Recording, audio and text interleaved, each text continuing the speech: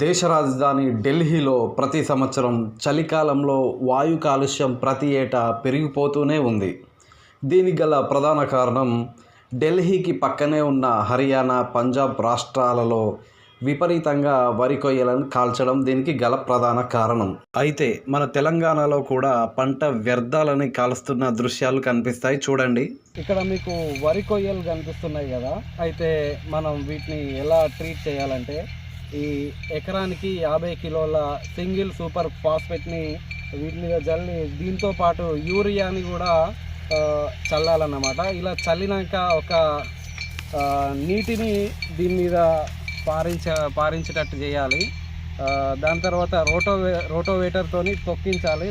ఇలా చేస్తే ప్రకృతి సిద్ధంగా ఈ మట్టిలో మనకి ఎన్నో రకాల మంచి యూస్ఫుల్ పొటాషియం మరియు సల్ఫేట్ ఇవన్నీ తయారవుతాయి అన్నమాట.